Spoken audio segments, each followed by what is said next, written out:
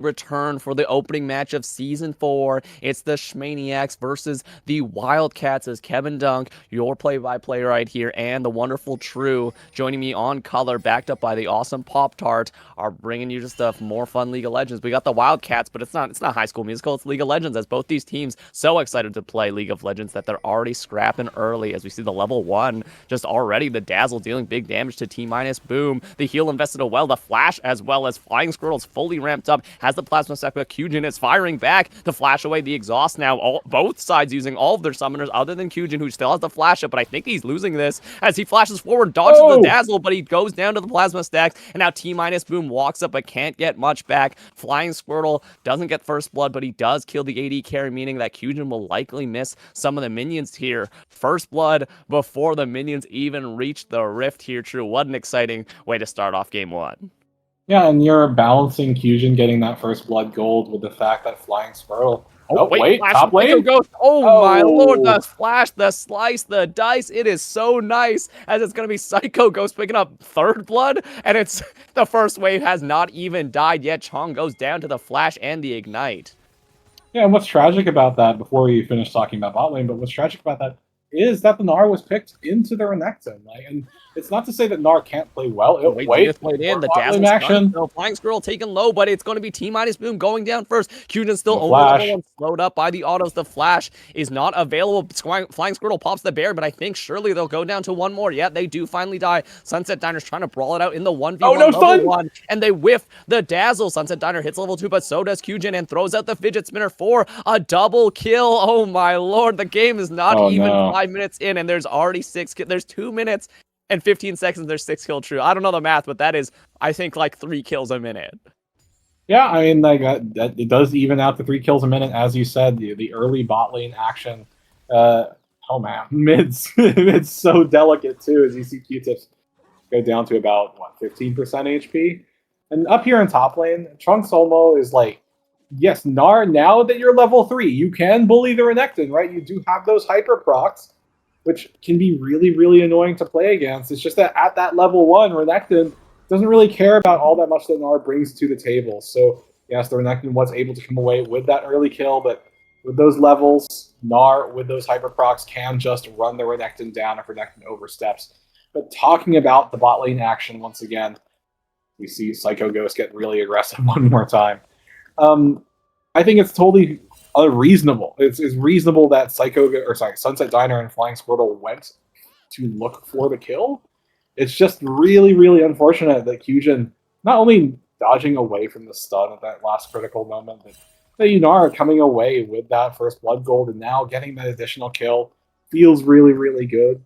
And I was talking about how Kai'Sa Taric, you have to be so coordinated with that bot lane. This early on, it's not quite as impactful, but you do see the result of not being able to land that stun, not being able to hit the Yunara. It does pay off quite well for the side of Wildcats. Now top lane, Psycho Ghost once again getting quite aggressive, but those hyper procs, you really got to be careful against them.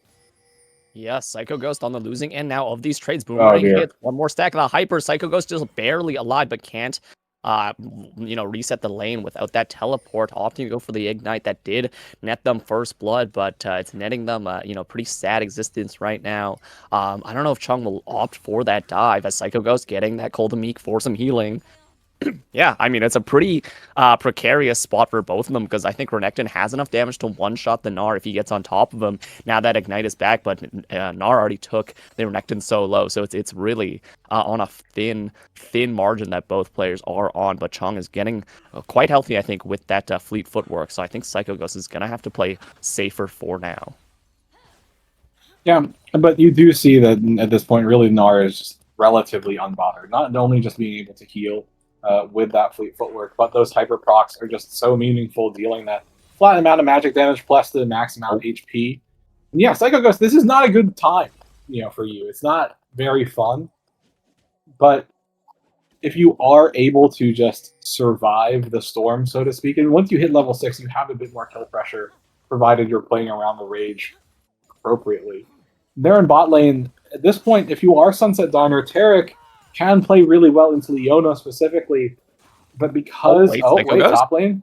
Oh, like you were saying, True. It's the level 6. He jumps Going back in for with it. the dice, pops the ultimate, and gets the Cold Meek empowered. The Ignite kills him with the Dominus Burn. And again, that's the second solo kill for Psycho Ghost, who goes Psycho in the top lane. But now there's a fight over this dragon. It gets secured actually by Beg, who steals it. And now Oh, on the other man. side, Agrotis goes down. Just faster to the fight is the bot lane of the Wildcats, as it's the side of SMAE running for cover. Unfortunate that Agrotis could not secure that with the smite on their own. I thought the smite with the chomp would surely be enough, but Beg is just faster on that F key.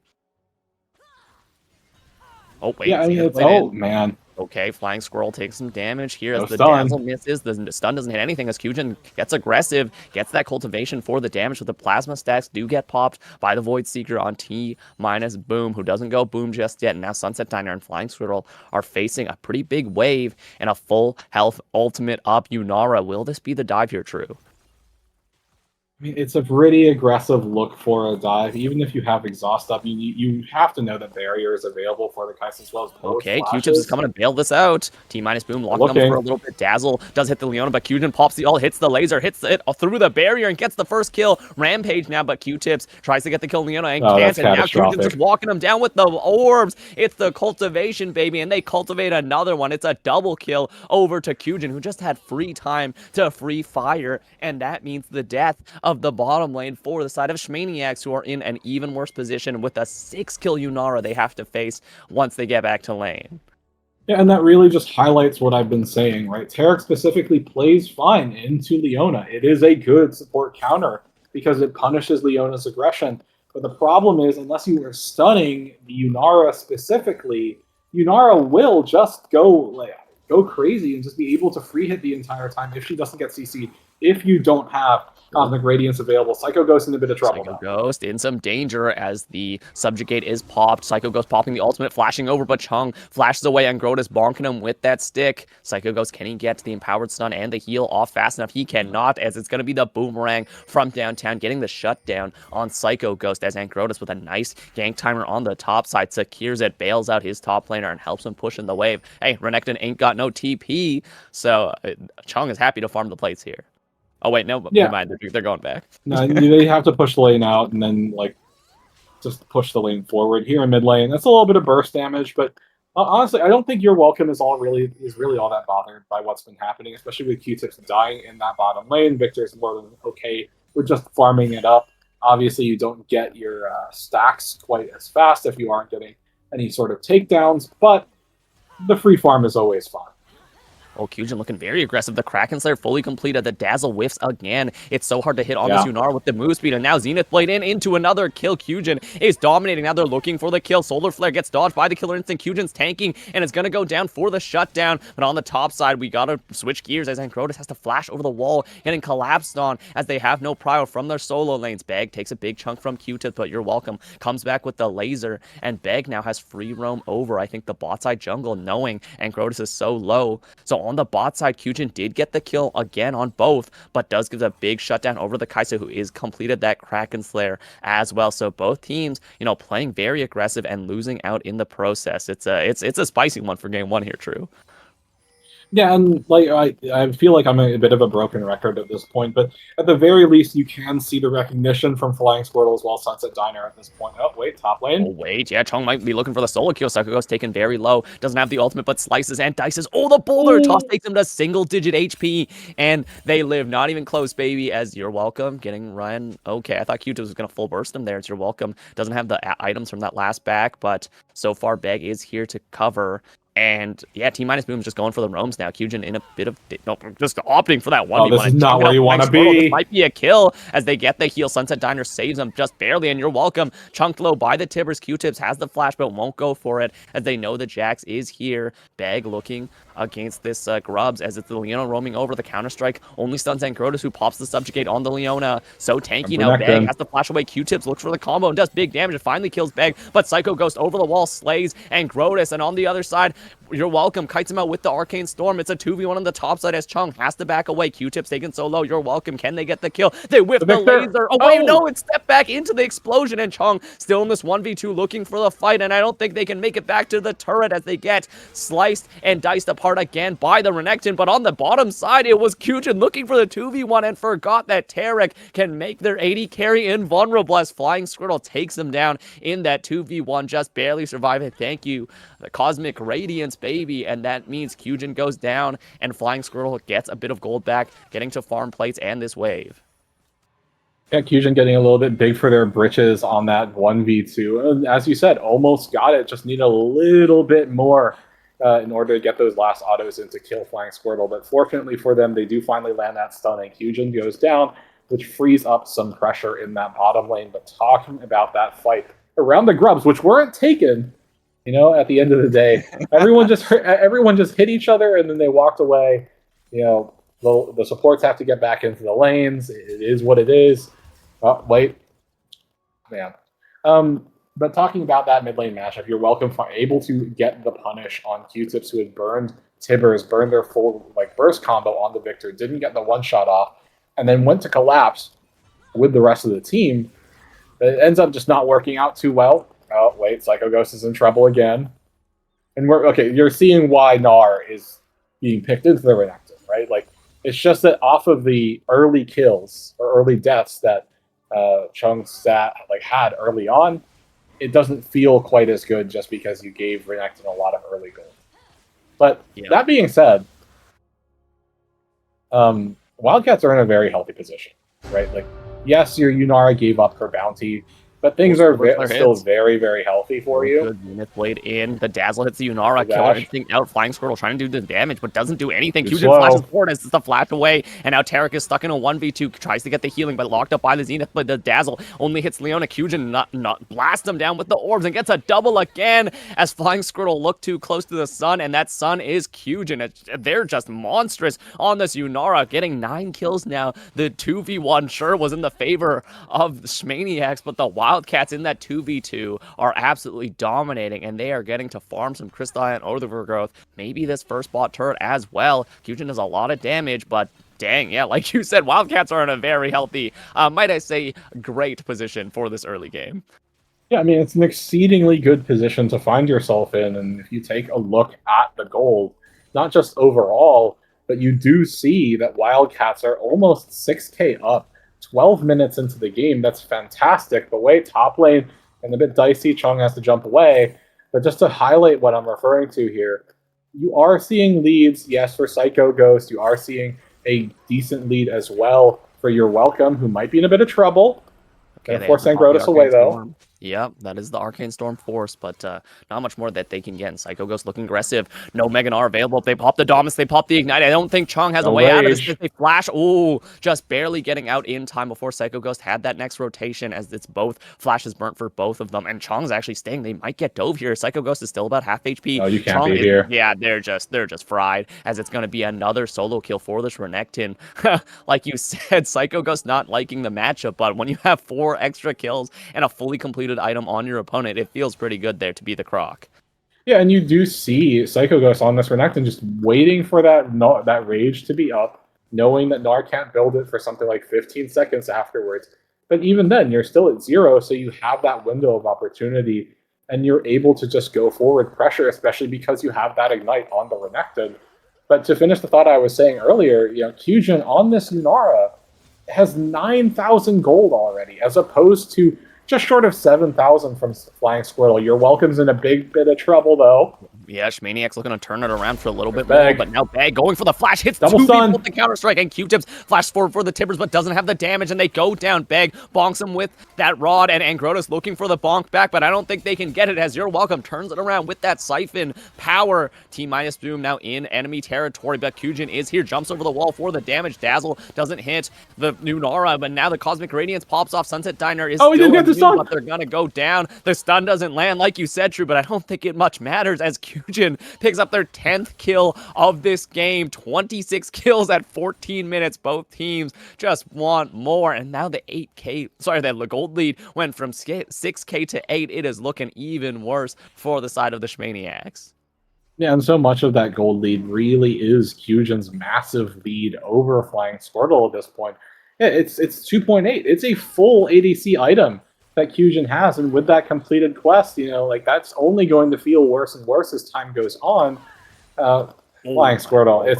oh man, it is just rough to play into that. Like I genuinely think Yunara is just such a pain to deal. Oh Maybe this man, is a solo queue. I think so. You're welcome says goodbye and thank you for the kill. Flying Squirtle getting flash. Solar Flare, the dazzle hits, but it doesn't matter as it's going to this be is Beg picking that one up. Actually, Kyujin, nice kill secure with the orbs there. T-minus boom. Being on every engage. Sure, they get stunned up every time, but it doesn't matter because that dazzle is being used for peel. And Beg now with a 2-level lead. I think stole the Gromp and Angrotis might lose his life for it as well. Beg getting the damage, pops the ultimate, and Psycho Ghost walks in, oh steals it with a little bit of that stride breaker for that extra goal. And that, what were we saying? 8K gold about 3 minutes ago is now 11,000 here, True. The plays are being farmed by the Wildcats as Kyujin and T-minus boom. Some of, I believe, the new additions to our franchise Premier League are looking great in their first game.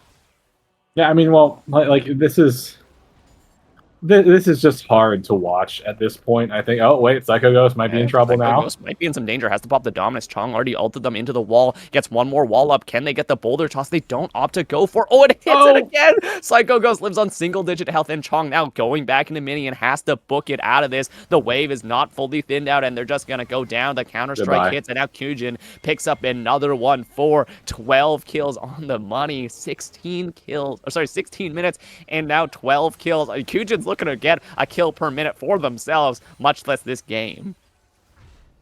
Man, it is just monstrous what this Yunara has become, and you actually do see every member of Wildcats has a bounty on them. The smallest is 150 on Beg, but it really highlights how severely on the back foot.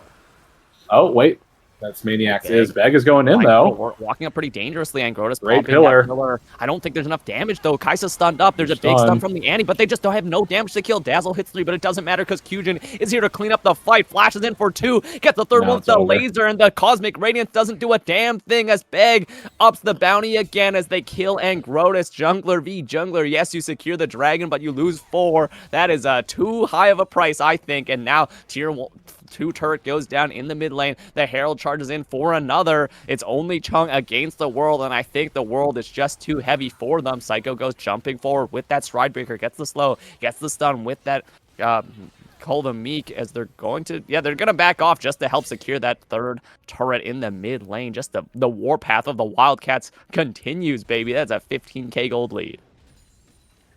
Yeah, I mean, like the pre 20 minutes breaking open the base, that is catastrophic to deal with. Like there really isn't much to do at this point, just because like the scaling for this Yunara is just so monstrous.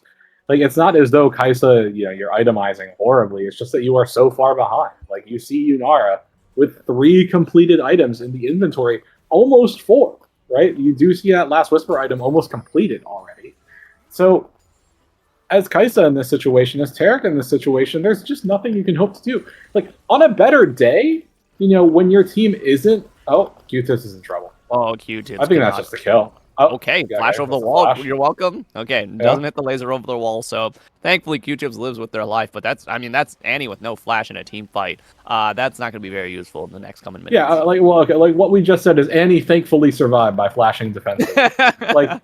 And as I was saying, on a better day, when your team is not astronomically behind in gold, that fight after Cloud Dragon is actually awesome, right? You saw them land multiple multi-man CC abilities, but it's just meaningless because they don't have damage. Finally, it's going to be You're Welcome going down. Do they donate it to the right target that do?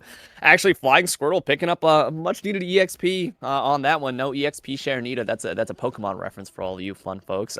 But that's going to be a kill over to the Kai'Sa, I mean, who does have the most damage on the team, and that's a 900 gold shutdown. So maybe Flying Squirtle can use something out of that. But, ooh, okay. T-minus boom looking for the Zenith Blade, and Kyujin is... That's 4 full items before 20 minutes, and Angrotis, oh no, brother, he just gets run down as another kill go over. I mean, sure, there's a Flying Squirtle on the side of the SMAE, but there's only one legendary Pokemon I see here, and that's the Yunara, as, Beg actually taken low by the stun and the plasma, but Yeah, like you said, True, there's really not much you can do. Flashless Annie, Trundle is down, so there's not much follow-up engage for the side of Shmaniacs, as it's going to be Wildcat just booking it to the Baron. And Wildcats, they are going to set the vision up. They're not going to just gun it, right? They don't need to, and that does open up an opportunity for making a mistake that they are going to have to opt into. I do know that Chung is backing on a ward, so Beg is going to get this started up. They're very well aware of the fact that there is no vision on Baron, but if Jax is just starting it up alone for now, maybe he's tanking too much damage. So Beg is going to have to go in and get a reset. Okay, now engage from T-Boom Kyujin. 2 autos, chunks out and grows for half their HP. Kyujin pops the berry already, pops the ulti as well. Laser doesn't hit, but the other side of the laser does as Ancrotus goes down again. But finally, they actually get a kill, and unfortunately, the shutdown goes over to Sunset Diner's Tarek. That would have been a 1k shutdown over to the Kaisa, but it goes over to the support. That was a good stun, and now the Meganar is available. Ultimate activate. Cosmic Rays into 2. The stun hits 2. Beg knocked out of the fight. The Killer Instinct in the backline just means he explodes. They do get the shutdown though on Beg, as it's going to be Psycho Ghost tearing up the fight. They kill the Annie. Full HP on this Gnar though, but the flashing from Psycho Ghost means that health bar is cut to pieces. You're welcome just zaps the mini Gnar, and again, it's Psycho Ghost showing their dominance with that Dominus, getting a ace for their team with the help of the rest of the members. Sure, you might have killed Kyujin, but there's still 3 more carries on the side of Wildcats, as call them a Bobcat, because they are a wrecking crew here, True. Yeah, I mean, it's great that they're able to kill Kyujin off of the over-aggression from the Yunara. Kyujin, as strong as the Yunara is, walking up alone into a mass of 3 people is still highly punishable. And Grotus gonna have to walk this out here.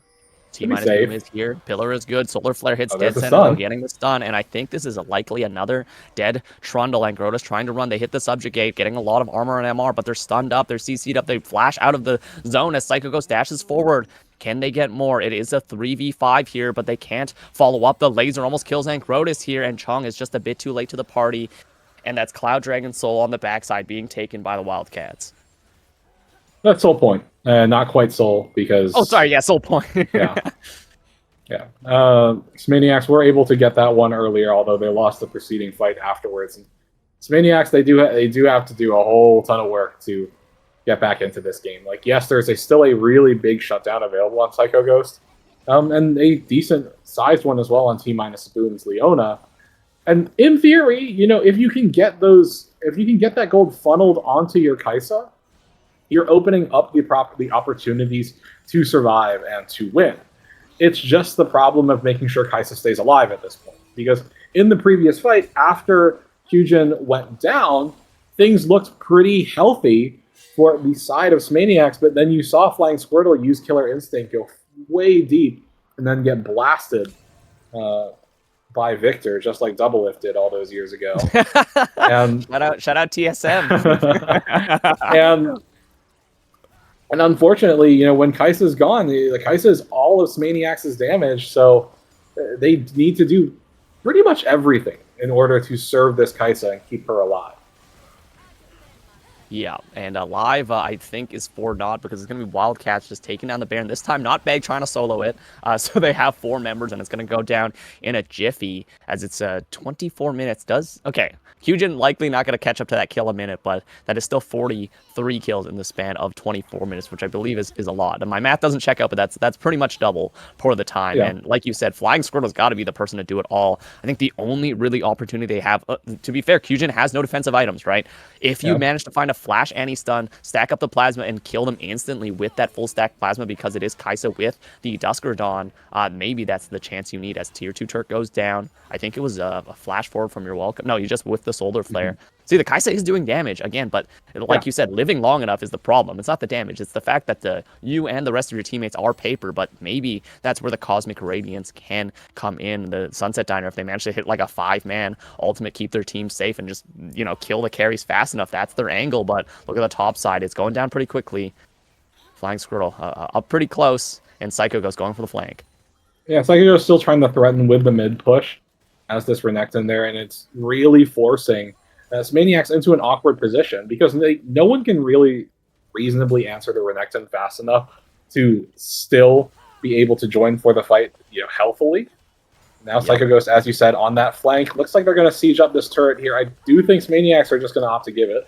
Yeah, I think they have to give. Oh, Beg jumps onto Chung, who is almost Mega. T-Boom goes in, though. There they going. As we see on the backside, the Meganar hits multiple members. The double stun from Q-Tip, but it doesn't do enough damage. And now on the other side, it's going to be Psycho Ghost going Godlock. And it's just paper after the Cosmic Radiance wears off. Flying Squirtle doesn't have mana. The stuns are good from Q-Tips, but it's not good. Fusion on the side, tanking up tower. Oh, tank up turret. They don't even go down, though. And it's a clean 5-0. I mean, at this point, with an 18k gold lead, you better hope it is. And with that, it is a 25-minute quickie from the Wildcats to finish game 1 in a jiffy. What a great set of plays from every single lane. Kujin and T-Boom, the newcomers to this lead, making their first game look easy. Great game from the Wildcats in this first one, taking us to end of game 1 here, True. What a banger.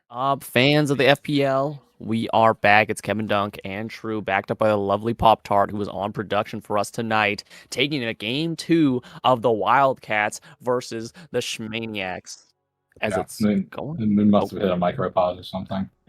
Okay, we did get a quick pause here for the system, but with that, I mean, Wildcats taking a very commanding game 1 after they kind of rolled, thanks to the newcomers Kujin and T-Boom making bot lane look easy. But True, we actually have a bit of a different draft here than we were expecting. It's actually Morgana mid and Galio bot, so might be a little bit harder for the mid jungle duo of Wildcats to get that advantage we were talking about. Yeah, I mean, so we were talking about it when the camera wasn't rolling, but in theory, the Galio, right, because you have that big AoE taunt, you can catch the Smolder as well as the Karma. But the other part of it is that because Smolder and Karma have so much magic damage, maybe Galio can feel somewhat appropriate considering that you have that extra magic damage shield that you scale with the MR that you build. Interestingly enough, it is also a brand jungle and a Gragas mid, things that you once again don't see all that often. So we'll have to see how both of these teams play it out. Obviously, game 1 did not work out too well for Flying Squirtle as well as Sunset Diner.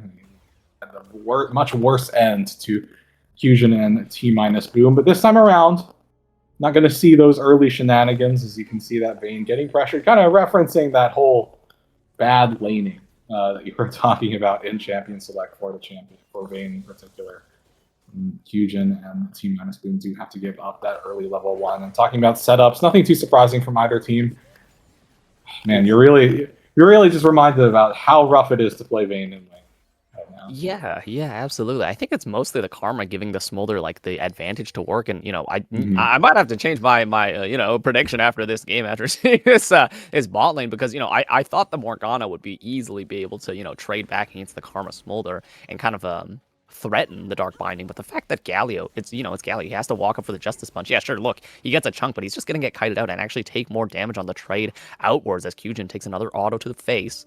And yeah, I really don't think Morgana is actually as effective against the Gragas compared to Galio, because Galio can just kind of ignore Gragas' damage for much of the early game. And now look, Sunset Diner's getting extremely aggressive with that Inspire Shield. Soul Flare whiffs, though, so that is a key cooldown down, the no ultimate. But the fact that Flying Squirrel gets the free farm like this with essentially no repercussions, since Sunset Diner is absolutely running the lane, means that, yeah, the matchup kind of flips it on its head a bit.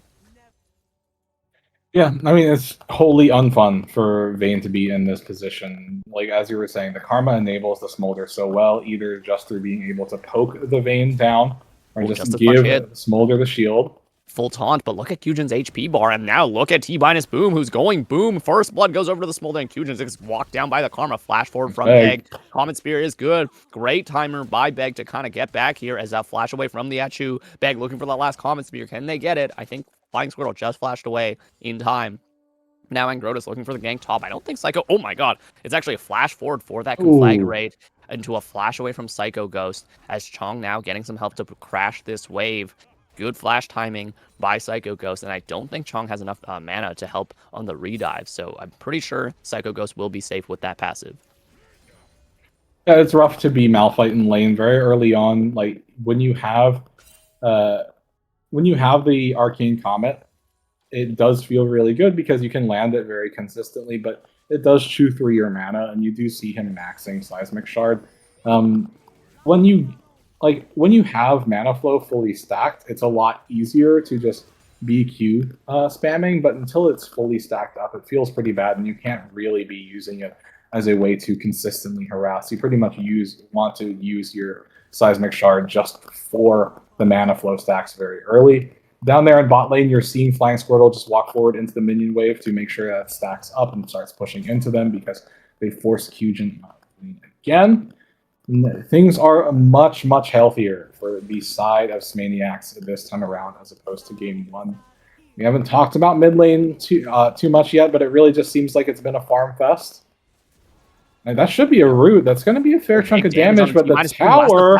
Oh, single HP. Oh, but no, the turret heats up way too much, and Sunset Diner actually flies too close to the sun and goes down in a solo bolo over to T-Boom, who, you know, mind-controlled Sunset Diner into going in there. So some of the pressure alleviated, I think. Smolder can still hold this freeze. Kujin trading back with some damage on that tumble. They're both on one item, but one item component, but the Caulfield Warhammer is just better as Kujin and Flying Squirtle both taken quite low. Soul Shackles on the mid lane, though. You're welcome getting the gank here. Oh no, the ultimate was not fast enough and now locked up by the Dark Binding, and this is just an easy kill for your welcome. Beg doesn't steal with the Comet Spirit, and Grotus looking to soak up some of that XP here. Great gank from Beg. Doesn't have to invest the flash. Your welcome didn't have to flash either. That explosive cast was just a little bit too late to knock away the Soul Shackles, as it still got the stun into a free walk up for the Pantheon to secure it. Sunset Diner walking up here.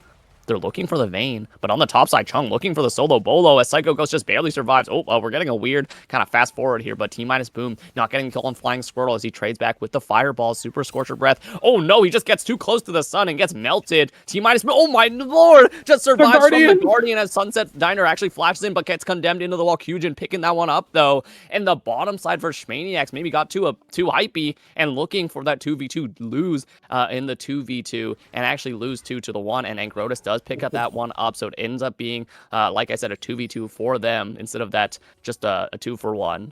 And in the end, I feel like Flying Squirtle and Sunset Diner, they might have gotten the first couple kills, but they are getting a little bit too aggressive, and they only have a Smolder Karma. They should not be walking into melee range of that. Yeah, well, bot lane's still a bloodbath between both of these two teams, and you can see that T-Boom is really investing into the early MR here.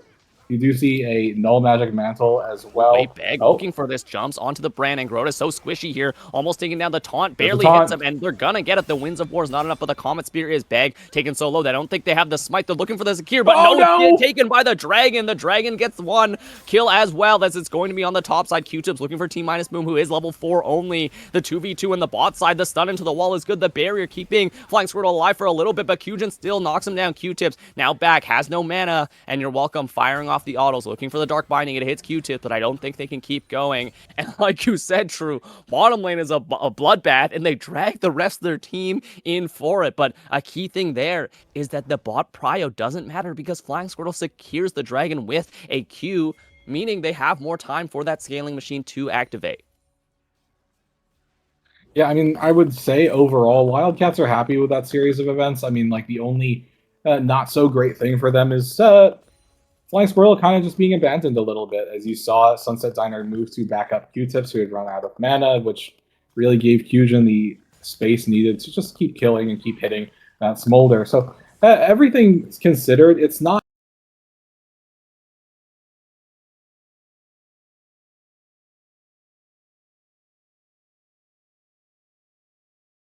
a trouble. Makes the Justice Punch not hit, and now the taunt is good, though. Can they walk down T-Boom? The Karma Shields give the speed. Flying Squirtle is just firing on them with the Super Scorcher Breath and farming stacks at the same time. So Flying Squirtle and Sunset Diner are pretty far ahead from that 2v2, even though they still died near the Dragon. The fact that this Smolder's almost completed the Essence Reaver is actually much further ahead on it compared to the Vayne, because they didn't opt for the boots, and they don't... Excuse me, they just have a bit of extra gold. They're going to hit that first item power spike first. And I don't know what the stacks are on the Smolder. Maybe we can get a check on that. But they're just free farming it off of hitting the Galio so often. Yeah, Smolder's at 68 right now. Just one off of 69. Nice. But, nice.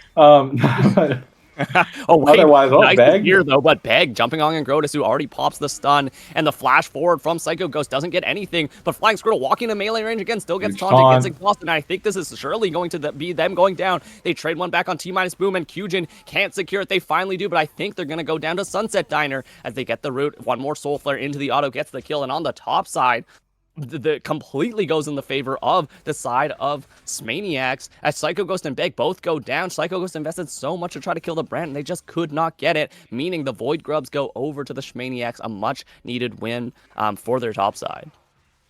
Yeah, and off of all of those kills, off of all those exchanges, you're seeing that early 300 lead for SMAE blossom now into 1.3k. 9 minutes in, that is quite healthy.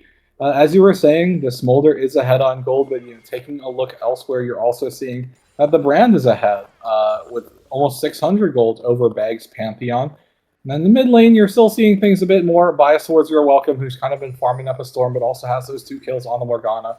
So things aren't horrible for the side of Wildcats, but they are certainly not having the game they had in game number 1, especially here in top lane, seeing Psycho Ghost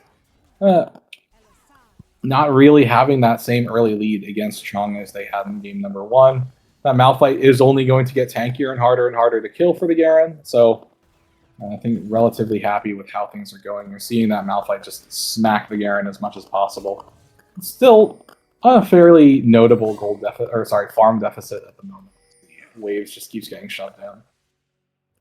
Yeah, a big thing I do want to bring to your attention here, True, and correct me if I'm wrong, but the fact that the Pantheon went for the Eclipse and Psycho Ghost is actually opting for the Stride Breaker, neither of them are going to have Black Cleaver until at least second item, which I think is going to be very hard for them to deal with this Malphite as we see the engage on the bottom lane. Taunt on a Flying Squirtle is good. Kujin popping the final hour, dodges out with the flash, with Flying Squirtle trading back heavily. Can they get the damage? The barrier the kill as well. Justice Punch gets tanked by Sunset Diner. Can Flying Squirtle get the kill? Sunset Diner's taken so low, but now here comes the Pantheon. Fall coming in, and Grotus gets one. The flash forward from Beg to get another. Can Flying Squirtle trade back? He does with the Galio, and now it's a 1v1 between the junglers, and Grotus pops the Pyroclasm, blocked by the Aegis Assault, but I don't think Beg is living this as he dodges the Seer, but it gets roasted by the Pillar of Flame, and Angrotis and Beg both make it to the bot lane, but only one survives. So in the end, Angrotis at a massive 5-1 lead, 20 CS up as well, fully completed Blackfire Torch, just cooking them. Turns it around in the bottom lane, meaning, hey, the scaling machine is fully activated, and Wildcats are on the other end of that. The curse of game 3 seeming to have its effects here, True. Yeah, I mean, so SMAE are certainly at a lead. It's not completely over for Wildcats, though. Like, the Vayne is still relatively healthy, although starting to fall at quite a noticeable deficit compared to the Smolder. But just to touch on what you were referring to earlier, Garen still passively has Armor Shred through landing several procs on E. So even if you don't get Black Shield, going Stridebreaker is still fine because you want the sticking power to the Malphite. And you just want to get the Malphite into the execute range. As for Pantheon, Eclipse is very standard. Beg's in bit of trouble. Yeah, it's standard, but I think he might be dead here. He's still dead, Beg just goes down. Paper. Yeah, I mean, Thunder Sky, I'm just saying, would have saved him for about a second there. But like you said, pretty standard. He does go down, and that gives second Dragon over to the SMAE, who, I gotta say, once again, scaling machine. It's going, man. You're not shutting the Smolder down early. He's going to get very powerful. Yeah, and it's not like Smolder's died just as many times as he's gotten kills, which is great. It's just that Smolder's also coming away with more kills than Kujin's Vayne is. And I do genuinely think that as Vayne, it takes a little bit more time to scale up as opposed to Smolder's so reliant on those stacks. But now the Seer misses. Soul Shackles is good. The root on Grotus. Is there enough damage from that Tormented? A lot of damage. Shut down to Your Welcome as he outplays the 1v2. Q-Tips had a great combo, popped the Black Shield, and got the explosive cast, but it was the one and only Grotus just getting a bit too close to Morgana and getting ripped apart for it. Now 6 stacks on that Dark Seal. The one true carry, maybe Your Welcome in this game. In comparison to last one, had a quiet game on the Victor, was still doing great, and is looking to do great again as Chong, like you said, just beating on this Malphite, and in the bottom lane, Flying Squirrel and Sunset Diner farming up plates as the engage whiffs. Oh, it's rough, like you said, for this Galio and Vayne. Yeah, I mean, you can still see that Kujin doesn't have the ADC quest or the Marksman quest, Walling quest, however you want to refer it, completed yet, and that does contrast with Flying Squirtle, who does. So you're seeing that lead start to build up for Smolder here in the bot lane. And both of these champions Yeah, they both have Essence Reaver, but I think you could certainly argue that Smolder is a bit happier with it at this very moment, just being able to be topped up on mana for one, but use that Spellblade proc efficiently to get more and more stacks over time. Already at 124, already over that halfway mark, and I'm sure that that's something that overall Wildcats are genuinely concerned about. Like you see that Smolder has almost a 30 CS lead. And now that we're moving away from it, oh, wait, Chung's in a bit of trouble, yeah. It's going to have to use ultimate defensively, but here in bot lane, Sunset Diner flashes forward in the wrong direction. Oh, sorry, I was on mute. I was on Yeah. mute. That was my bad. Kyujin was going to go down to the Essence Reaver, but on the top side, it's going to be Angrotas flashing away. They do get the kill on Beg. Angrotas still alive here. Psycho Ghost, can they turn around? They get the Mossy Injustice. Flash forward from that Soul Shackles as Chung gets out of that, the Dark Binding just barely. And on the bot side, Sunset Diner, like you said, Drew, flashed forward. And apologies for being muted there. I don't know how I bumped that button, but bottom lane, again, going in the favor of the Shmaniacs. Oh, no, Dark Binding into the Tormented Shadow. Chung just pretty much had to sit there and watch his life bar tick away. So it is a kill going over to the Morgana. Again, you're welcome now on 4 kills as we hit a bit of a brief pause here. Yeah, I mean, like, I think it's hard to be in that spot for for Chung, because he did burn ultimate defensively, and then you can't really do much to keep Angrotas alive at that very moment. Like, for as strong as the brand is, you are still very squishy. So similar to Pantheon, right? Like, you're getting so much damage, but the moment you eat a little bit of CC, you're probably going to die. And now I think we can kind of talk about the two things that both teams need to keep in mind, right? We've talked about this a lot for Wildcats, but they have to be concerned about the Smolder at this point, as we're hitting the pause after the pause. But for the side of Maniacs, right, like, this Morgana is getting dangerous. You see 8 stacks on the Dark Seal, you see 4-0, right, like, has that slight CS lead as well. And I think if I am Wildcats at this point, I need to figure out, like, okay, how do we CC Smolder, right? Like, that is the most important thing here, because if you can lock Smolder down, so much of Maniac's damage, it's like, if Smolder is gone, then it's all on Angrotas, right? But you need to CC both of them, and it's hard to do so unless you get, like, that targeted CC from Condemn or Aegis, from the Shield Assault, from Beg. You get that stun.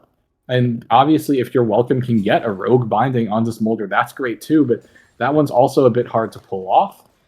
I mean, I think if I'm Sunset Diner, literally just because of how vital those CC abilities can be, maybe you want to get a Mikhail's just to make sure your Smolder stays as untouchable as possible. But, like, those are the huge questions on both teams' mind. Like, one, if you're Maniacs, how do you address the Morgana, because she can stay safe? But then it's pretty much the same question for Wildcats for this Smolder, because you have a Karma, you have so much offensive threat from Brand, but then you also have a champion like Gragas who can either engage a fight or disengage, to keep your Smolder alive. Yeah, absolutely. And I think Smolder has a great team comp around them. In addition to the Karma Shields, I think likely Sunset Diner will probably get that Mikhail's, like you said, true. But the fact that if you're running into the Smolder and trying to lock him down with that targeted CC, like you said, wait, might have to pause here as you're welcome, has the binding, has the Soul Shackles, gets the slow. Do they have enough damage? Oh, the full CC chain is beautiful as you're welcome, just walks him down for a 5-0 lead. Oh, Q-Tip's taken solo, but Psycho Ghost can't ignite. They don't have it up, so they're going to barely survive. Q-Tip's living on single-digit HP, as it's going to be more trading from the mid lane here. I was just going to say, Smolder has a great team comp to be around, right? Gragas can actually cancel the Shield Vault from Pantheon, right? It can knock back the Galio who tries to go in. Oh, wait, Flying Squirtle in some danger here. He is just farming up the stacks. The Mom is called to. Flash activated. Grand Skyfall goes wide, and Pantheon's just going to use that as an opportunity to run away as the Arc Binding hits. Your welcome is here. But look at the Smolder damage. The flash over the wall from Beg gets the stun, but now Hero's Entrance is activated. TP's both used as Psycho Ghost gets the flank. He doesn't have the ulti, though. Can they kill Flying Squirtle? He's kiting it out beautifully. The Sunset Diner is going to go down, as well as Angrotas, but on the other side, it is Psycho Ghost almost falling. A nice 2-man ensemble force the Proto Belt in, and Beg gets melted. Flying Squirrel's just farming them as another kill goes over to them. Actually, it's a double for Chung, who was just untouchable after that TP shield. And great team fighting from the side of Shmaniacs. It was a great effort, I believe, from the Wildcats, but in the end, they lose 4 for just 2, and they also lose Dragon Soul Point here. They wasted so much to kill Angrotus and Sunset Diner. They couldn't kill Flying Squirtle because the Garen ulti wasn't available. Chung makes it to the party and just CCs everyone and gets a fat shutdown on your welcome. You did see Psycho Ghost on that flank. You really, really wanted to kill Flying Squirtle, but then, understanding, okay, I don't have ultimate available, I'm just going to have to settle for Karma. And right when Karma went down, Angrotus did as well, but you saw the re-engage angle was so clear for Maniacs in that moment because they have nothing left. Or sorry, Wildcats have nothing left in the tank, right? Your welcome was sitting at something like 3% HP. Fusion ended up being zoned away from Flying Squirtle's, I think it's the Achu. So even off the re-engage angle, nothing could really be done. Your welcome loses a lot of those stacks, now down to 4 on the Medjais, and that just reignites the issue here. How do you hit the Smolder? Sunset Diner. Okay, Sunset Diner actually has to flash in front of the turret, but they do live.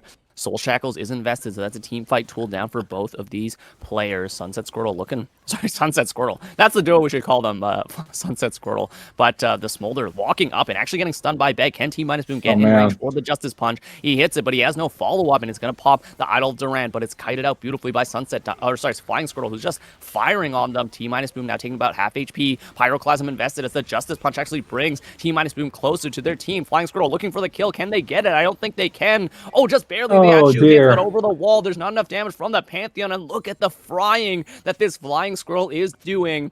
Smolder just roasting him with that Super Scorcher Breath, likely. I don't know how many stacks they have. Maybe True, you could check, but if that was the execute, that's an extra 2 kills for the Smolder. He's 8 off. And it's 8 off. Wow, yeah, there's not a lot much more that the Wildcats can do against this guy because it's only getting worse from here. Yeah, I mean, the Smolder has just been able to stay so safe. Just a couple of minutes ago was 4-4, and is now 9-4. Right, continuously staying untouched. So much value from the Mantra Inspire shield from the Karma, which I think might have been nerfed relatively recently, but it's still so good to give that Smolder room to breathe. Give the Smolder, the movement speed to maneuver around. So much damage and so much CC. You saw Beg go in with the enhanced shield vault and get the proc on PTA, and it just killed the shield, right? The Smolder was still full HP. So, yeah, Wildcats, they're in an incredibly difficult spot because now the Smolder, who is 1 stack off, right? Just 1 more ability, 1 more minion killed with Q. You have Smoldering Time available. Oh. That's there it is. That's full stacks, baby. Yeah, now Smolder's at full stacks, and you look, okay, how's Vayne doing? And it's well, Vayne's at 2 items. Vayne's not there yet. Vayne needs time, and I'm not really sure you have that time. Just because Smolder is such a monster, and no one can really pressure the darn champion. Absolutely, you're true, and the time is ticking, right? That is Dragon Soul Point. Angrotus is on the top side of the map, though. And I don't actually know. It's going on the journey. Okay, it's still on 2 minutes. So they still have a bit of time. Angrotus actually gets flashed on. Psycho Ghost just looking for the solo bolo. Angrotus takes the ulti, but is going to survive through the ignite. Not enough damage, just barely. Flying Squirrel now getting run down by the mid lane. In the mid lane by Kyujin, who takes a huge chunk. Oh my god, Flying Squirtle might be able to turn this around. He flashes away, pops the mom. The knockback, though, is not fast enough, and it doesn't get the knockback into the turret, as it's going to be the Dark Binding avoided. Goodbye. You're welcome. Now bounce housed into the Smolder Fire again, as Q-Tips gets a great TP and explosive cast to get the angle, and they invest everything to kill Flying Squirtle, but Sunset Diner keeps their 80 carry alive. The mom is good. The CC just layered a bit too late from the side of Wildcats means the Dark Binding, pretty much the only thing that can lock him in place for long enough, doesn't hit. And I think that, this might be an ambitious Baron, but I think the side of Shmaniacs are going for it. Gragas is I here. don't think knowing. so. Yeah, that I was going to say, that's a bit too ambitious for me, True. But that's another team fight win. And one thing I want to talk about really briefly, as a guy who does play AD carry, this endless hunger on the Smolder. If he managed to get a single assist in the team fights, gets the bonus Omnivamp, there's absolutely no way you are killing this guy, because he'll get that bonus 15% and just keep firing off those fireballs and heal off the damage and the splash. And you know, the bonus damage from the Shojin and from the Essence Reaver, there's nothing you can do. He'll be essentially a drain temp if he gets a single execute, which makes it even harder for the Wildcats to play the fights. They have to burst him without anyone dying for them to win the fights now, and it's getting increasingly difficult as the time is ticking for this last dragon. Yeah, I mean, like, it's really, really annoying. And you and I have, like, we have cast so many games, we've seen so many drafts at this point. And when I feel like consistently when the question is, how will X team access Y team's backline? If the answer is, well, they don't have an easy way of doing it, it's probably going to be a loss for that team. Just because, like, we're seeing it right now, like, that Smolder is so hard to play against. They looked for the steal and they did not get it. So that was an honest attempt. Yeah, it was a great attempt by Beg, but just too much damage from the side of the Shmaniacs. And Garota's looking for over the wall, but Dark Binding hits, but again, the shields are so good. Beg actually going for the flash. I don't think they have the damage for this. There's not enough follow-up. Look at all those shields. The execute kills one, it kills another, as Angrotus and Flying Squirtle putting them in the hot pot restaurant. They are just cooking. It's a triple kill. The flash body slam gets the Kiersman one for Q-tips, and it is just unnatural, ungodly, I'd say, how many shields Flying Squirtle got. The double Chemtech Soul plus the low health reduced damage means Flying Squirtle doesn't even go, I think, to 25%. There's no chance he gets executed. I think the shield was an entire health bar, True, if we get an instant replay on that. Like, that was disgusting. And now they use the Chemtech Soul, take down tier 2 mid, take down tier 3 mid. I think that's an easy Baron if they want it as well. Yeah, I mean, like, we've seen this. We saw it earlier in mid lane. We saw it just now. Like, when you see Wildcats attempt to commit, use that targeted CC that is available for that Smolder, the shielding is there from Karma now, and no one can really stop it. But, like, what it also begs is the question of, does anyone want to buy a Serpent's Fang? This item that reduces incoming shielding? Like in the right situations, right? Serpent's Fang is such a good item to have, because it, like you think, oh, but it doesn't completely get rid of the shield. Yeah, but, like, you see how much shielding it gets rid of, or, like, it prevents. Oh my! It's massive, and now speaking of massive. What was that? He just tumbled straight into Q-tips under turret, like there's no vision on anybody, and they just get us exploded. Look, vein spotting, okay?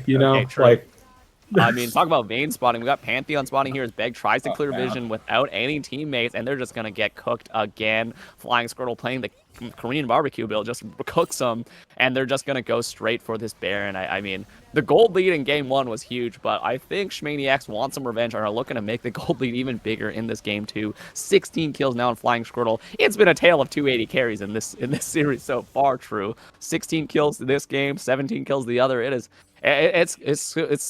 not over yet. I'm not gonna say it's over yet, but it is scoping out to be a very interesting game 3. Yeah, I mean, like you said, it's not over till it's over, right? But like, a series of wildly unfortunate events needs to happen in order for Smaniacs to lose at this point, right? Like, that, I would venture to say that you have to hope that Smolder disconnects and can't come. Like, it's awful to be playing from this position, because you don't have anything or anyone that you can really rely on. And you can see it from Psycho Ghost. It's like, okay, maybe I can open up an opportunity by forcing a split push. You are doing that into Baron. Chong? No, there's no ult. There's no Chong didn't ult. Actually, they ulted earlier, so I guess, I mean, that's flash and a 5-minute TP just to not die, so good job. But, I mean, if they want a real chance at winning this game, True, I think that you need that flash for the Demacian Justice to kill the Smolder, because, hey, he still has no defensive items, and now you don't have that because you wanted to not die to Malphite, so... Oh, look, Kevin, here's the counter-argument, right?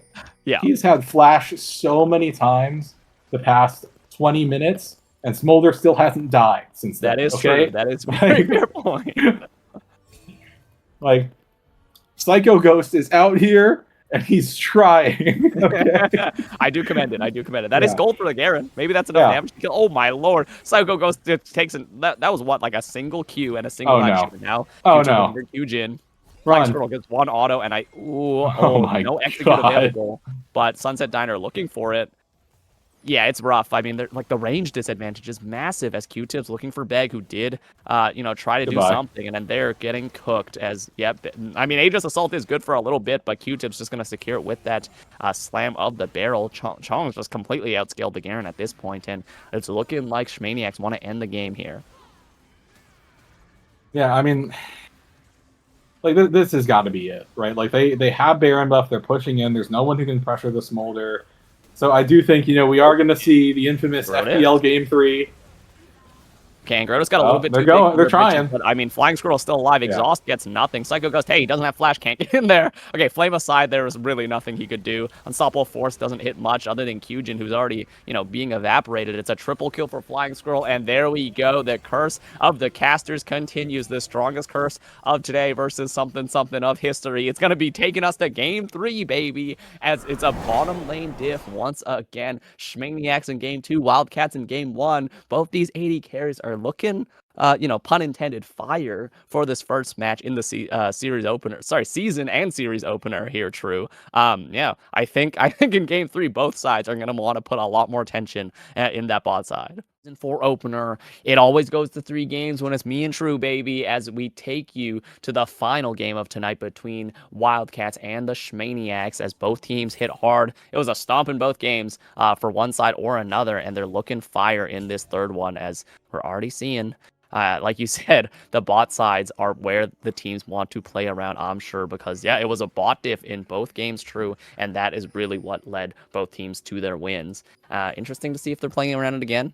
I'm sure it's going to be a lot tougher for this Jinx, Tom Kench, but already on the top side, this might be a steal for Mangrotis.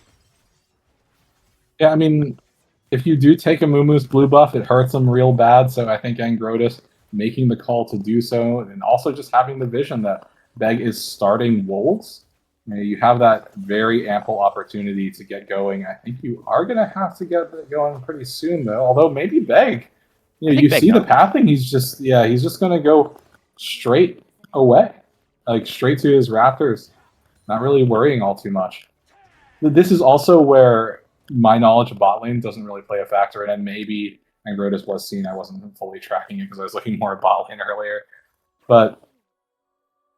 Otherwise, setup for both of these teams, pretty normal, I'd have to say. Nothing too surprising from anyone. Yep, pretty easy setup. I was just looking on mid lane because I am a guy who does now play mid because I do get filled when I play my games. As Psycho goes trading heavily with Chong. Ignite popped already. Psycho goes has to back off of this, and this is the strength of the Shen. Damage falls off late, but Shen's early game is quite monstrous, especially on that 1-level lead. Now Q-Tips though taken low, 2 hex hits flash into the weirding. It connects though, and the ignite as well. The electrocute will finish them off. It's first blood for your welcome. Q-Tips just flashes a bit too late, doesn't dodge the weirding damage, and goes down. Great solo bolo from your welcome, forcing out the Malzahar. That's the lead you want to see, baby, on this Aurora. So great play by them. An early lead for this Aurora is going to be difficult, I'd say, for Q-Tips to come back from. Oh, wait, Malzahar, Chong tanking up a turret shot, takes the Olaf extremely low, but already used the ignite, so can't finish the kill. Psycho is actually getting forced out here. That's a scrappy top lane. I'm not a top lane guy, but damn, that looks bad for the Olaf. It's rough to be in that position just because, as you said, Shen has a lot of front-loaded damage, especially early on. And the other thing is, a lot of people don't expect Shen to take Ignite, but a lot of the Shen players that do are fairly confident about what they're doing, and they're going to be aggressive, and that's exactly what we've seen from Chong. As far as mid lane goes, your welcome's in a bit of trouble. Looking for this, yeah, a bit of trouble here, but the weirding is good. Does a lot of damage. Flash forward for the stun into the double taunt. Oh knockback. my The God. bio from Chong makes it happen, as it's going to be Q-Tips picking up one, and then Grotus taking another. It's going to be flashes from every single member invested. But in the end, it was SMAE picking up a 2-for-0 there. Great initiative from their top laner to use that top prior to turn the play around. I mean, I thought it was a bit too deep, but Angrotis knew. They just hit the head rush, gets the stun into the Chilling Scream for a double stun, and You're Welcome couldn't flash out, and Beg chose not to, so it's just an easy 2 for the side of SMAE as there's trading down here in bot. Sunset Diner looking aggressive. I think Kujin and T-Moon are just happy to walk away. Yeah, and as I was saying, this is kind of referencing the fact that Jinx, Tahm Kench, early on, you are going to have a very fun time in this bot lane. Like, your landscape as Kujin and T-Boom is more about staying alive, more about staying as healthy as possible, so you don't, fall too far at a deficit coming out of lane. Because in the lane, this Seraphine and Ashe, like, they are so well enabled to just harass you. Speaking of harass, Chung up there in top lane, more than happy with how things are going. Yeah, Spirit Refuge does a lot for the Shen, blocking out the auto attacks. And like you said, it's just survival right now for Kujin and T-Boom until they get a gank. You're Welcome, looking for trading. Doesn't hit the 2 full hex, so is going to actually be on the losing end of that one. But they are pretty far up in XP and have the Dark Seal, so they're looking aggressive. Psycho Ghost in some danger, gets taunted up. Angrotis now here, hits the head rush for the stun. Psycho Ghost flashing out, but there's a lot of damage from the bleed. It's not enough. Angrotis had to invest the Chilling Scream to not be frenzied under turret. And I think Psycho Ghost is just going to be pushed off this wave as a Mumu just, not clearing fast enough to make it to top, and the pathing to get the bot side jungle is good, but Angrotis now forcing Psycho Ghost to ghost as well. Hey, is that a pun there? It is, but yeah, Psycho Ghost forced to ghost himself and forced off that big wave. And still in some danger. Chung does have the ignite. Yeah, and I think this is representative of what you were talking about, because you do see Chung with that with the longsword in the inventory. So that really sends the idea like, okay, he's going for the Titanic. He wants to be aggressive. And he does have that ignite. Chung is taking up, taking a lot, and he's just going to get it. Doesn't even die to it. So with that, bottom lane somehow had Prio there. I think it was because Beg got the Scuttle Crab and they felt comfortable pushing up. So off that reset on the bot lane, it is going to be Wildcats picking up this first dragon. Okay, they do get secure the smite, but now they're in a lot of danger. Going in. Managed to hit the chain CC, but now the Shan United is here. Beg has to run out the flash away as well. T-Boom looking for a kill back. I don't think they're just going to fully invest. They force Sunset Diner's flash and they're just going to die for it. So a kill donated to Flying Squirtle, but the first dragon is not without cost for the side of the Wildcats. Yes, they do get out, invest multiple flashes, but they lose a lot in the process as Q-Tips now hit with that Beyond Worlds, and now Chung is here for the gank. River Shen baby is back. Q-Tips, so low, but can't. The auto attack just can't go through from You're Welcome as he tried to go across the veil and doesn't get that last auto, so Q-Tip lives on single auto attack HP. River Shen making things happen, and Psycho Ghost pretty much still locked in the top lane, not even at a farm lead because of how well Chung has been playing this lane.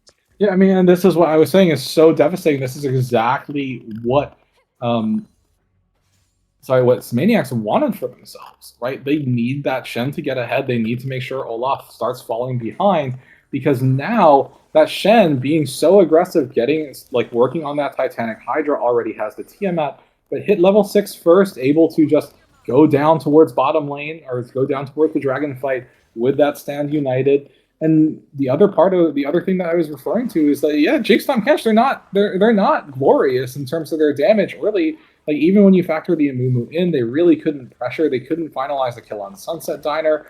And then, the last little tidbit that we talked about is that Malzahar can be a nightmare for Aurora. Ultimate hit, certain death is dead on as You're Welcome is trying to run away from this. They flash away, 2-fold Hexus, and Grotus has to go under turret because of the W, and the Blood Frenzy does get the kill, but it does mean they go down. So I don't think it was a shutdown, but You're Welcome. Again, force that lane, gives more free time for Q-Tips to farm up. Now Ragnarok invested. Chung might have went too far as they went under turret. The nice tough it out to get the shutdown. They did not have the ignite. They couldn't cut the healing, and Psycho Ghost knows that as they pop off on the Shen.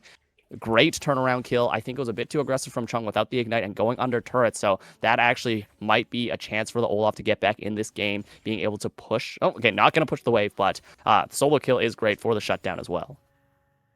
Yeah, it's certainly good for Olaf to get that, and as you were saying, right, you get that lifesteal, you do have that Vamp Scepter, and now Psycho Ghost also has that Tiamat completed, working towards that Ravenous Hydra. So, even though Olaf placed at that deficit because Chung was able to get so much gold because of the over-aggression from Shen, does mean that Psycho Ghost, kind of equalized things out for himself a little bit. And it's practically even gold, just 100 separating the two champions. So, I would have to say that Psycho Ghost pretty happy with how things went there. Off the back of that, you can see that Beg as well as You're Welcome able to get those grubs for their team. So are going to have that ability to push, but the Q-tips might be in a bit of trouble here. Beg looking for this gank, hits the Curse of the Sad Mummy with the flash, and now the Nethergrass doesn't do a damn thing because it gets canceled by the next bandage toss. Great plays from the side of the Wildcats as Flying Squirrel actually got too close to the sun. I think is going to go down to a couple more rockets. The jump forward from the Abyssal Dive. Hugin taken low by that beat drop, but flash forward from T-Boom. They just need one more tongue lash to secure the kill. Flying Squirrel looking to run away, but they cannot get out of the alcove, and Angrotus does secure it in the bot side. So in the end, it is only Tom Kench getting that. The stun, ooh, just barely buffered out of by the Abyssal Dive. Angrotus has to run under turret due to the W passive, and they Chilling Scream to get out. I think one more turret shot likely would have killed them, but great gank from Angrotus to turn around. Now Ragnarok on the top side, tough it out for a big shield, and the Ignite is not enough as Chung has front-loaded damage like you said, True, but that's not enough burst to kill the Olaf as the Berserker goes crazy on the top lane and picks up their second solo kill of the game, turning the matchup around likely for good. Yeah, I mean, at this point, it's really, really annoying because even if you have that Ignite available, like, the other thing is like you have plated steel caps too, right? You have a lot of ways to deal with damage, but unfortunately, Olaf, you get all that attack speed, and I don't think that the Spear's Refuge was used super great for Chung in that moment, so it just doesn't matter for Shen. Like, even though you have that Ignite and you have plated steel caps, Olaf is still going to be able to completely auto-attack you to death. Exactly what happens, and now, as you were saying, Olaf kind of in control of that lane, things going from bad to now worse for the side Maniacs up there in that top lane, and now the gold lead that they were building themselves is kind of all just gone. Right? Like, wait, T-Boom in some danger though, gets hit with the double beat drop, taking some damage. As Angrotus has the full damage from the Blood Frenzy. They don't have the fully completed Collector, and now they take a lot of damage. They already invested the Chilling Scream, and now the Super Mega Death Rocket executes the Briar, who just stayed in one place for a bit too long thanks to the Choppers. Sorry, not the Choppers, the Chompers, but they did get chopped at the bud, as now T-Boom looking for the Ton Lash for the slow. There's no roam coming for them, though, and Flying Squirtle is quite healthy, and there's no ultimate available for the Jinx. But now Beg is moving there. I think they saw him, so they know they're going to back off. But in the end, Angrotus looking just a bit too close for comfort there. Doesn't have the fully completed Collector. Couldn't kill the Tom Kench fast enough, and they do go down.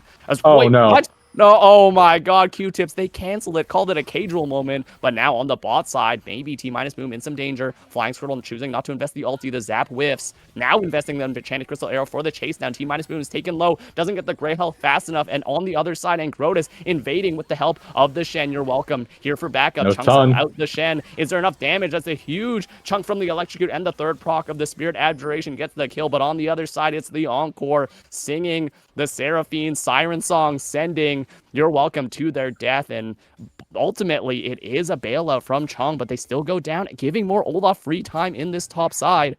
Q-tips getting free time in the mid as well, so trades for both solo laners. I mean, ultimately, your Olaf is in a great position now. If you're the side of Wildcat, that Kyujin in a 2v1, dodges that beat drop, but getting run down by Flying Squirrel, has to invest the flash, has no mana to turn it around. So ultimately, Shmaniac's bot side prio does get them only the second drag. So the gold lead is still quite close, still in the favor of Wildcats. It could be anyone's game here, True. Yeah, and this is kind of what I was hoping to see from Game 3, right? Like, I want to see these teams just constantly be interacting with each other. I want this to be competitive. And really, it feels like they're just trading punches. Like, I do think that if you are Maniacs, you're doing what you can, right? You're using your global abilities as well as possible. Chung comboed wait, I think he dashed into it. It was a jump into the certain death, but now Angrotus locked under turret. I think he doesn't have the Chilling Scream. He used it on the camp, and Angrotus finally had it back up, but it's not fast enough, and he just runs through the turret to their death. They must have had to use it on the camp and just sent the ultimate, not knowing they would have not have the cooldown back up. They can't cancel the Blood Frenzy, and You're Welcome pretty much gets a kill donated to them on the Aurora. Just unfortunate for that timing. Angrotus just a bit too willy-nilly with the firing of that ult. Yeah, the other unfortunate thing is that Nethergrasp just wasn't quite up yet, right? There was no ability to combo that quite completely together, and that does mean that the Aurora is going to come away with an additional kill there. In a situation where it really feels like Angrotus, could have really turned things a bit around for Q-tips, given the Malzahar a bit of a healthier time. Now, taking a look at taking a stock of how things are going, obviously this Olaf becoming more and more difficult to deal with. As you can see, that Ravenous Hydra is completed, but then in addition to that, also has Merc Treads to deal with CC when you don't have Ragnarok available. And I don't really think that there's a way that Chong can like easily be in a solo lane versus the Olaf. It's so hard to match because Olaf will just be able to walk forward and constantly auto you down. Q-tips can't walk too far forward here. Doesn't have a lot of help. Because T-Boom is just by themselves, and Beg is trying to hold the wave for Your Welcome, but Your Welcome makes it back. Q-tips knows not to push too far. And on the bot side, a tail of 280 carries just looking to farm. But look at this TP angle. Flying Squirrel dodges the zap, but I think they're likely gonna die here. Enchanted Crystal Arrow hits, but the cleanse is good to get out of the Encore, and Psycho Ghost pops the Ragnarok. And wow, what a nice top laner. Actually donates it over to the Ashe, but now to Between Worlds, Your Welcome does big damage. Is there enough to kill through the Nethergrass? He gets the autos. Does he have the 2 full techs available? Q-tips kites it out, but Your Welcome hits him with the weirding. Oh no! Oh my god, wait, the burn actually kills him. I don't know what that burn was from, but it was damn good enough as Q-tips does go down, and Psycho Ghost, being the nice top laner he is, the chef goes down in bot lane and cooks it up in the kitchen, helping the bot side also secure a turret. I think Kyujin is actually at a substantial gold lead compared to the Ashe now. Made it through that rough early game. Yeah, about I can't do math. 600 gold up, so not a huge disparity, but the fact that Jinx made it out of the laning phase without really losing to the lane dominant Ashe Seraphine is huge for the side of the Wildcats. Yeah, I mean, Jinx certainly able to just weather the storm from that Ashe Seraphine, and you did see Sunset Diner and Flying Squirtle being aggressive into that Jinx lane, but unfortunately, that timer is kind of ticking up, and especially because Psycho Ghost TP'd down and really just hit Flying Squirrel as hard as possible, and Jinx is able to nab up that kill. Kyojin is slowly becoming like safer and safer, just easier and easier to stay alive. You have the completed Hex Optics. As far as what killed Q-tips, my guess is Scorch. There's no dots available for the Aurora, but things are going. Some danger here. Angrotus jumps on him, doing huge damage with that lethality. Beg trading back a little bit, has the despair chunking him down, but now the zap is good. Here comes the Shen. Invested. It's a flash away from Angrotus, though. A bit of missed Psycho Ghost. Now the Ragnarok on the backside. Psycho Ghost trying to kill Sunset Diner. A huge the sad mummy into 4. So Flying Squirrel taken low. T-Boom now here. The taunt hits from Chong. Kyujin taken very low. Are they going to go down to the Malefic Visions? No, it's the ultimate keeping them alive, as it's a shutdown going to Angrotus. Kyujin barely alive thanks to the great devour from the side of T-Boom. But now Between Worlds, they're looking for Flying Squirrel. You're welcome. Oh, buffers out of the Nethergrass, but I don't know if it's enough distance. They're going to get chain CC'd and locked down. They're going to die, and it's a shutdown for Angrotus on the Briar, who started all of this off. Wait, Zap hits Flying Squirrel. I don't think it's enough to get the kill, but they're going to go straight over to this Rift Herald, securing their prize. Psycho Ghost had a great kill on Sunset Diner, but I don't think that was the target they really needed to kill. It was Flying Squirtle just pumping the damage. And now, yeah, that's I think it's a 4 for 2 is huge for the side of SMAE. Diner's rejoining. Yeah, Psycho Ghost is back, but Rift Herald is secured. Kyujin getting hit by the Encore, and oh no, the double Q from the Seraphine securing that kill is big. Shutdown over to Sunset Diner. I mean, hey, Seraphine loves the money, so happy for them to get that shutdown. Yeah, I mean, it looks like the response from this side of Wildcats is just needed force mid, able to take that outer turret. One more auto should do it. Yeah, like, oh my god, no way. Wow, it's on 1 HP, and that forces the ultimate from the Olaf. Chong frontlining for the team. It's just a straight up ARAM as they're looking, I think, for Prio on this second dragon here for both teams. 44 HP. That was legitimately one auto from any player. You cannot see any red in that health bar. Like, that's the magic pixel from the fighting games there, true. Yeah. As I think with that Prio, it's gonna be the side of the the Shmaniacs picking up second dragon. Yeah, easy pickup from them.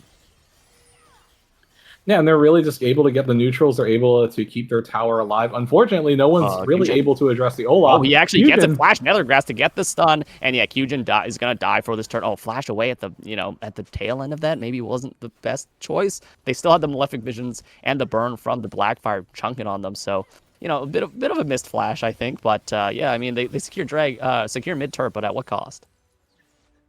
I mean, it's good to keep the map more opened up like that, and you take a look at the towers that Maniacs have hit.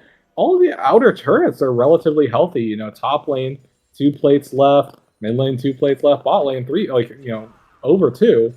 So I think that Kyujin, although you don't really want to just throw yourself in for a death there, the fact that your outer turrets are still standing, at least for the moment, means that's a bit harder for the side of Maniacs to just want to look forward and get more aggressive vision at certain times. But eventually those turrets do just become functionally standing gold for your team. And wait. Portal belts forward, but now the 2 full techs absorbed by that shield. Q-tip's taken to about 60% HP, blocking an entire ability too. That's pretty big for your welcome. Oh wait, now the ultimate is canceled by Chung as the Stand United is not available to get him out. But on the bot side, I think surely Angrotus is gonna get the kill on your welcome. He has the wait, your welcome. No, forgot to pop the second part of the ulti and is gonna go down as they between worlds to the death realm. Kyujin gonna be donated this kill. Great set up from the side of Wildcat. So on both sides, players overextending just a bit, giving over the kills to their opponents. Surely, I think your welcome, must have not clicked the second part of his ulti. I don't think you want to go back in there. I mean, it might have. Like, it could be a variety of things. Panic, not clicking the second part of ultimate. Maybe he wanted to go. Sunset. They have to just walk out here. Yeah. Like, okay. Yeah. They have to walk out. It's good for Maniacs that they are going to get this outer turret down bottom lane, but the problem is that Olaf is just going to push better, right? He already took the top lane outer turret, and there's not really much that anyone else can do to address that.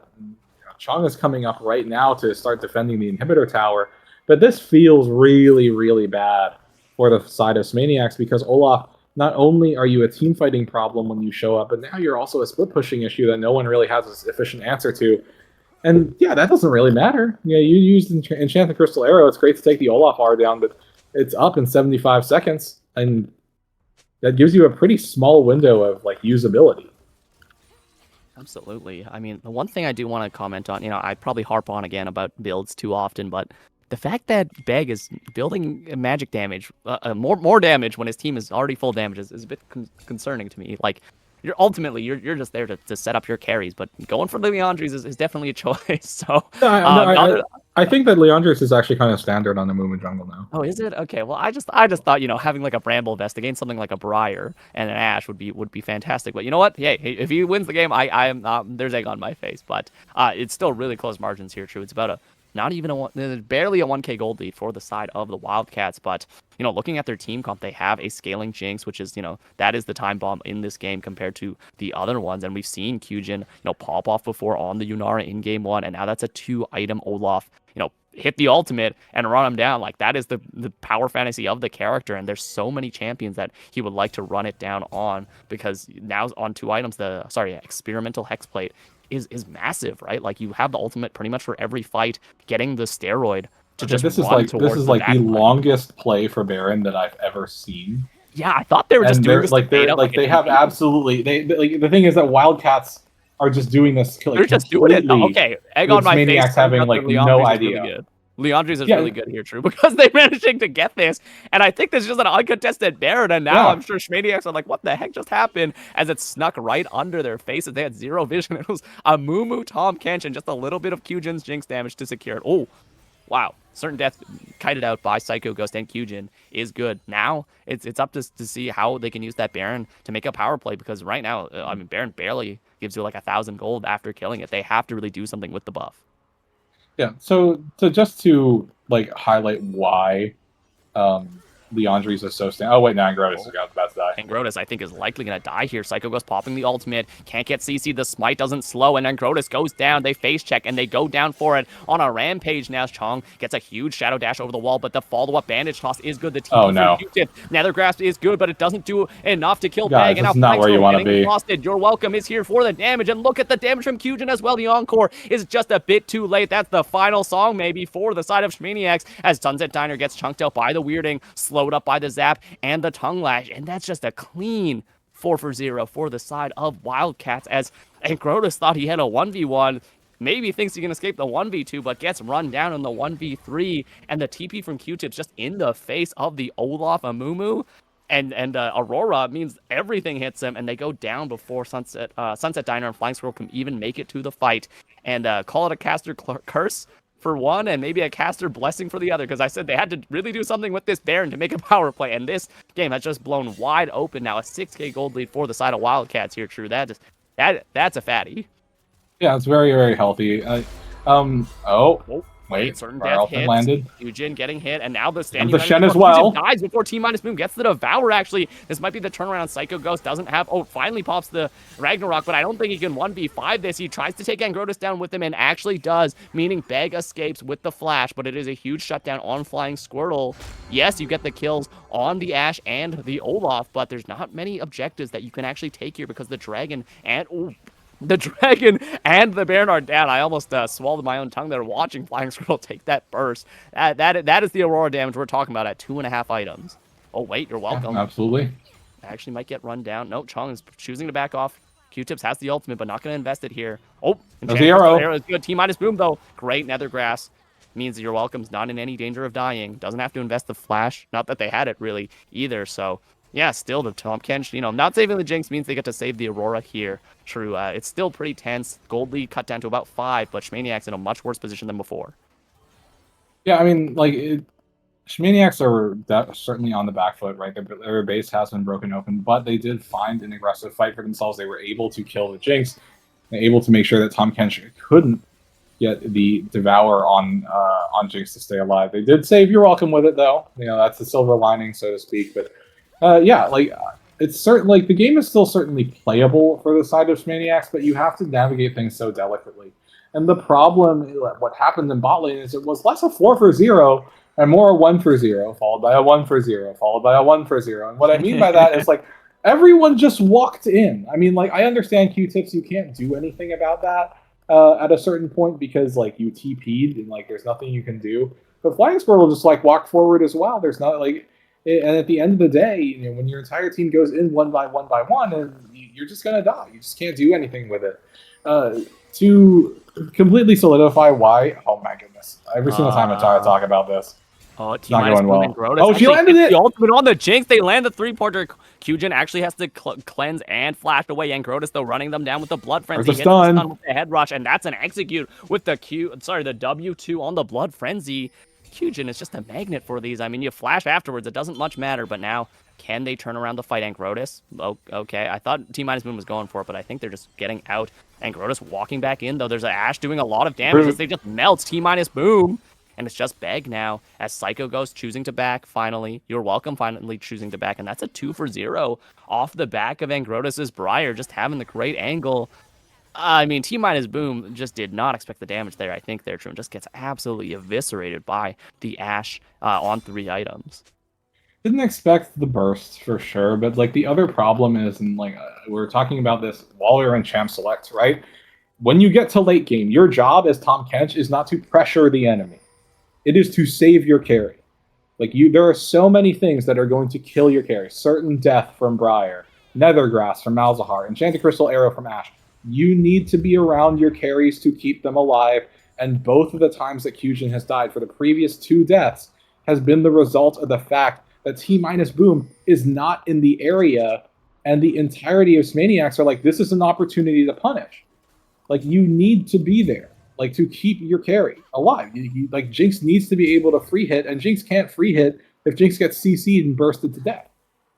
Now, to finally talk about this issue this point that I wanted to say, the reason why you like Leandri so much on Amumu is because his passive applies a debuff that makes all, whoever he auto attacks or ults take 10% more magic damage, or 10% more damage as true damage from all sources, but we ought to fight breaking out. The lock upon Kyujin as we see T-minus Boom barely getting out. The Flame Chompers were placed good, but now oh my lord. And the side of Psycho Ghost just running them down. Flying Squirtle goes down. Chong picks up the Olaf. but your welcome is here. Blows up Angrotus, who finally goes down. Nethergrass onto the Amumu is good, but it's not good enough as Psycho Ghost doesn't have ulti, but is trying to run down the Malzahar. The Ashe is already dead. Sunset Diner needs to hit some CC. The dash misses, as it's going to be the Reckless Swing doing big damage to Q-Tips as he's going to go down as well. Chong now in the middle of the mix, and he's going to survive just barely, but look at the chase down on Sunset Diner, who has to flash away. A double root hits on a Psycho Ghost, but look at the weirding. It kills him. Chong being the only one left on the side of the Shmaniacs, and Wildcats only having Beg. What an insane team fight.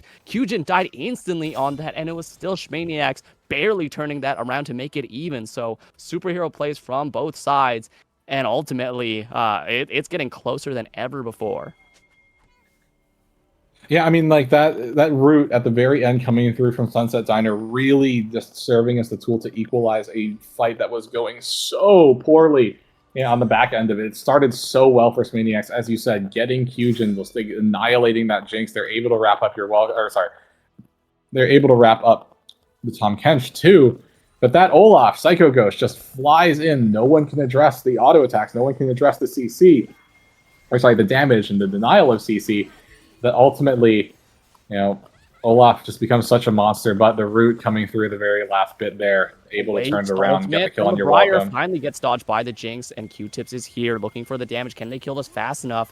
I'm not sure that they can. It's taking T-Boom is so low. Beg walked away from the objective. Yeah, Beg had to walk away from that, so T-Boom's almost dead, and on the backside, Ankrota's looking for your welcome, who tries to get out with the between worlds. They caught! It's charmed! We see they get the caught, as it's not enough damage. The Chain United is good, but on the other side, they're firing. The Baron is still alive. Chung having to dash away. Well, my screen's freezing up a little bit here, so I'm not sure what happened, but nobody has died just yet. I'm going to switch here. You might have to take over for me here, True, as I swap screen. Yeah, okay. Enchanted Crystal Arrow, it does find Beg. Come on, Grotus! Stand United is good, but it's only on the Malzahar. In the background, look at this Olaf who's tearing apart Q-Tips. Flying Squirtle is kiting for their life. They're doing big damage, but the Jinx is activated. It's a double kill for Psycho Ghost. Ash is trying to kite, but it can't do well enough as Freljord goes down to a fellow Freljordi, and it's a triple kill for Psycho Ghost, who has the ultimate and runs it down. It was a valiant attempt from Flying Squirrel, but Kyujin on the other side as well was still on it, and they could not kill the carries of Wildcats as your welcome, and Kyujin still being alive makes all of the difference. Q-Tips, I think they were just a bit too close in melee range. Once again, Chung trying to save him with the Stand United, and surely this might not be the game. I think Angrotis is back up soon, same with Q-Tips, but it's going to be the side of Wildcats looking to wreak havoc on the base, taking 2 inhibs here. What a fight, True. It looked like both sides could take it at any second, and it's just by the smallest of margins, Flying Squirtle cannot secure the kills. Yeah, I mean, it's so hard to deal. Wait, they're looking for it again. They hit the ultimate, and it lands onto the Olaf. Oh, that is not the target you want to see. But now coming in. I don't think he lasts long enough. Faster, though, to the Jinx as they fully activate your welcome. Gets a huge jump from that between worlds. Hits the portal button. Now Super Mega Death Rock. Kyujin is fully activated. They're trading back on Flying Squirrel, who actually trades back with the Enchanted Crystal Arrow, and they trade 1-for-1. It's a double for Kyujin, but somehow, someway, Flying Squirrel does take him down with the arrows. What an insane fight between the AD carries. They're spacing. They're kiting, they're trading, and it managed to be a 2-for-3 in the end. Schmaniacs still not losing the game, but still at a pretty significant deficit. And Grotus threw out certain death there and was just like, okay, as long as I don't hit Olaf, I'm good. It's Olaf, I'm not good.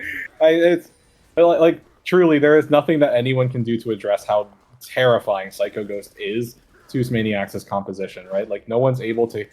Like this is where I would say almost like, as if I'm Seraphine, like, do I want to build the Shirelles? They're trying to keep the Baron alive so they can just donate it over. That's nuts. That's a very smart idea, but it was risky for maybe a steal. But I mean, they managed to secure it, and that's 5 members with Baron there. True, that's something.